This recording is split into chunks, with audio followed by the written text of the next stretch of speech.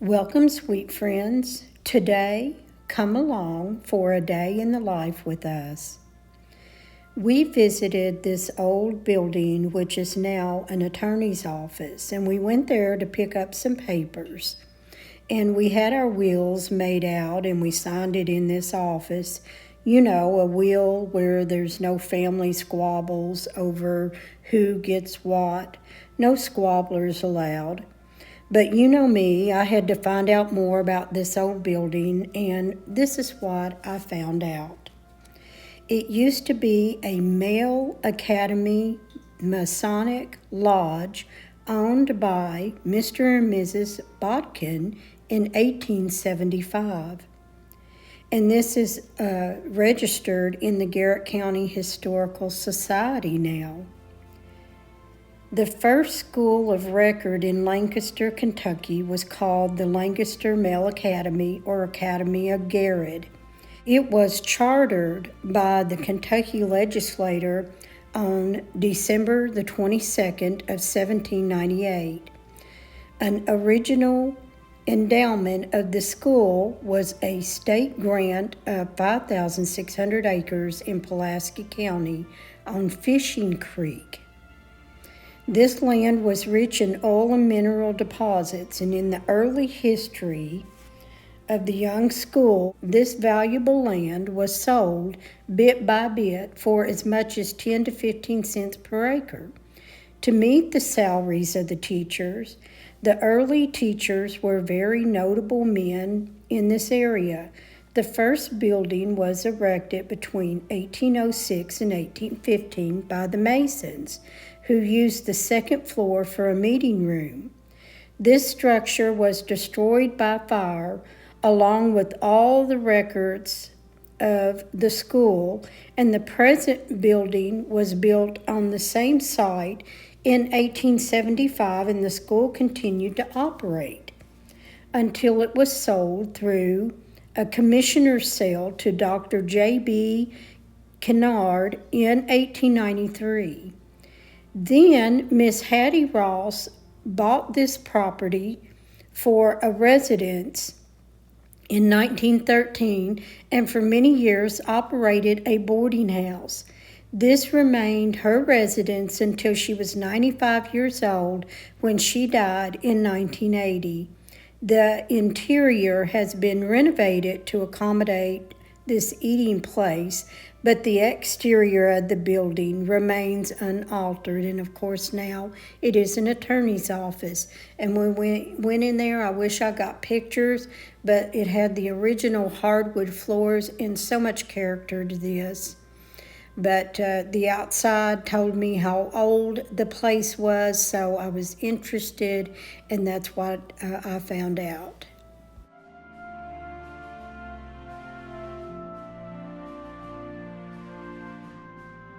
As we left Lancaster and left that office, we're heading over 52 West and we're going to Danville. If you go to 52 East, you'll be at Richmond, Kentucky. But this is just a little country road, and this is what we came upon. A stop sign out here in the country. It don't happen very often, but there is some men working. You can see along the right here, they have trimmed back trees and branches and really cleaning up the roadway. And here they are working up here on the left and getting all these trees trimmed. And I'm glad that they have some work to do. It looks like they still got a little ways to go, so they may be doing this for a while. But that stop sign is just going to be one of many. I think that the Lord was going to teach my husband some patience in driving today, because it seems like every stoplight turned red as we approached. But anyway, you'll see that throughout the video. But as we're traveling along here on 52 West towards Danville, you will notice some of the rock fences. And these rock fences, early settlers in Kentucky built dry laid fences around the 18th century farmsteads. And most of the crew was Irish masons that arrived in the mid 1880s to build the rock fences bordering newly created turnpikes or roadways. Kentucky dry stone fences are built from limestone, the local stone of the region, and they were constructed according to the ancient technique of laying stones dry without mortar. Along this road, you're going to see some farmland, some of the black fencing. I think there was a law that may have went into effect about painting fences black. I'm not sure what year it was, but you used to see a lot of white fences around the horse farms, but most of them you will see are black. The barns are painted black and the fences are painted black. And I think that was mainly for low maintenance on those. I would imagine that the white fences, to keep them white in the weather, would be quite a bit of work. Okay, guys, sorry about the bug dew on the window. It's that time of year, it's April, and all of those little critters are coming out of the ground and hitting the windshield. So here's a little joke. What's the last thing a bug has on its mind? When it hits the windshield, its butt. Just a little dad joke there for you. Moving along. As we continue to travel the back road of Danville, you're going to see that this is April. All of the Bradford pears have already bloomed and the blooms have fell off. Those are the white trees. But what's in bloom right now is the dogwoods and the cherry blossoms. Now, you're not going to see any cherry blossoms along the way here, but you will see some dogwoods. And most of the time they're in pink and white. Occasionally you'll see yellow. I'm looking for a yellow dogwood for my front yard. So hopefully I'll be able to find one soon and get that planted so it'll grow with the others that we just planted in our yard. A little bit more about Kentucky. There's no gold in Kentucky, so don't come panning the creeks for gold. I think they found a bunch of gold coins in a Civil War field here in Kentucky, but that's the only gold they found, so, don't plan to come to Kentucky and find any kind of gold. However, in the summer of 1888, on the farm of Henry Burris, a brilliant diamond stone was found. It was an appraised gem, quality diamond, by a jeweler out of Louisville. And he bought that gem for $20, and that diamond is now on display in the Smithsonian Institution. I wanted to take a moment and share a couple of funny laws that's in Kentucky. It is illegal to fish with a bow and arrow. If it wasn't, your friends laughing would scare all the fish away. And no female in a bikini shall appear on any Kentucky highway unless she is accompanied by at least 2 police officers or is armed with a club. What funny laws do you have in your state? Let me know in the comment. Tell me the state and if you have a funny law that you want to share with me. I can't wait to read those.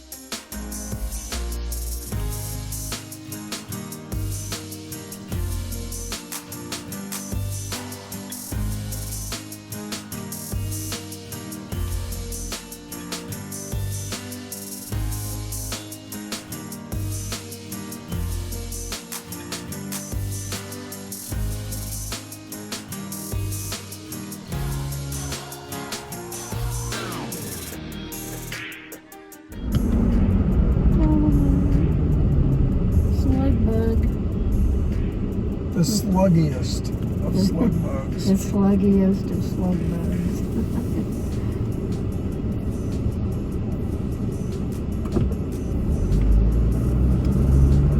That's apartments.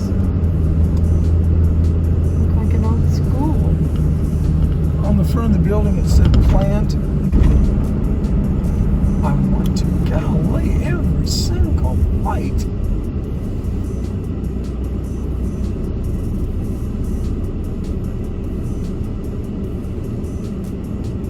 I'm just as well prepared to stop at the next one.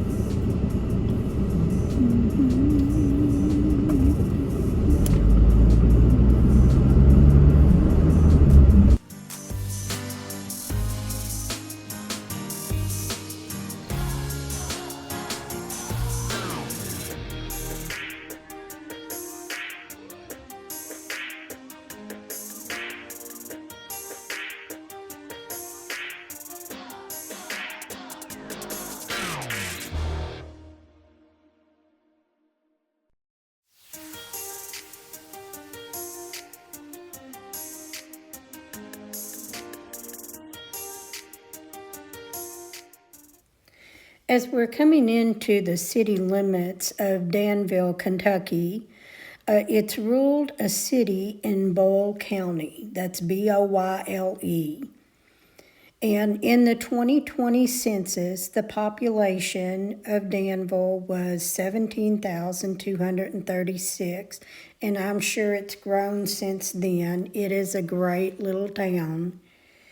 And if you're just curious how Danville got its name, in 1792, the name Danville was given by William Montgomery in honor of his son Daniel.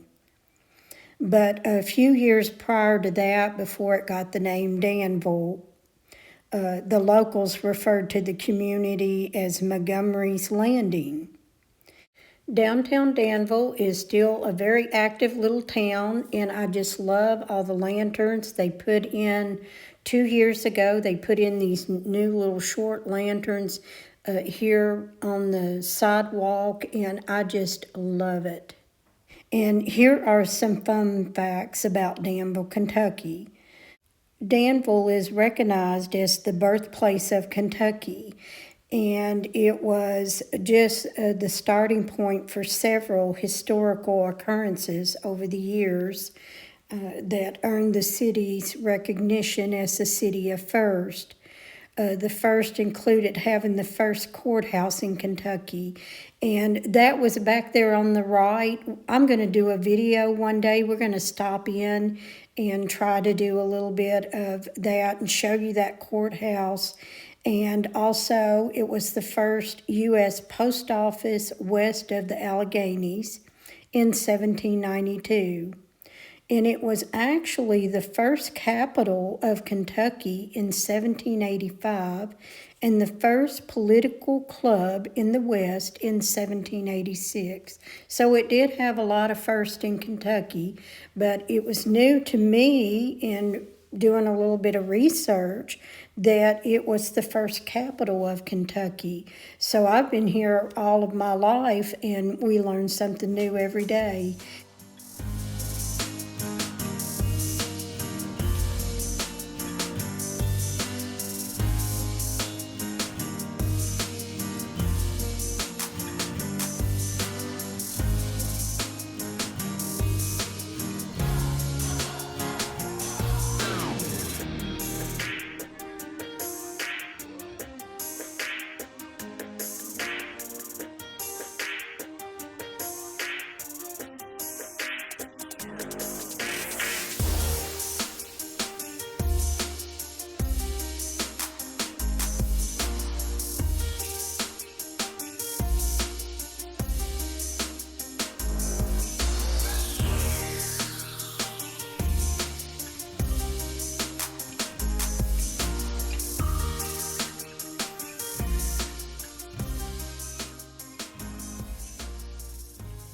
As we mosey on down the road, right up here on the right, do you see it? Garage sale. Yes, But for now, we're going to go on down the road. I was given a gift card by Jen from Jen's House of Six. I hope you all went over and said hello to her in my last video. But she sent a gift card, and I'm going to run up and get me a coffee. We're going to go back to that garage sale, but I'm going to share that on a different video. I don't want this one to be too long. So thank you, Jen, for the gift certificate for a hot cup of coffee from Starbucks. And up here is my area of shopping here in Danville. When I visit Hobby Lobby, there's a Tractor Supply, a TJ Maxx, a Dollar Tree. There's Hobby Lobby, there's Starbucks, there's a Kroger, there's nail salons, there's quite a few other restaurants. There's a Lowe's over here on the left. There's a new Chick-fil-A. After getting our cup of coffee, we went back to the garage sale and visited that. That's on another video. And now we're heading down to Vendors Village to the booth. And we're going to spend a couple of hours doing a reset. That also is on another video. But I appreciate you guys coming and spending the day with us. If you get around here in Kentucky, you generally will do a lot of traveling to get from point A to point B. And I'm sure that my husband has a little bit more patience today because he has been stopped at every stoplight. Hey guys, we just finished resetting the booth. We're gonna go get something to eat. We're gonna unload the truck, stuff we pulled out of the booth, and then we're gonna head home and we're gonna be done for the evening. Thanks for coming along. See you in my next video. Bye guys. Well guys, we're home, pulled into the driveway, and I seen these beautiful flowers. What a great day to end the day, and they are just beautiful. I'm loving them. They come up every spring. Thanks for being here, guys. Thanks for watching. See you in my next video. Bye.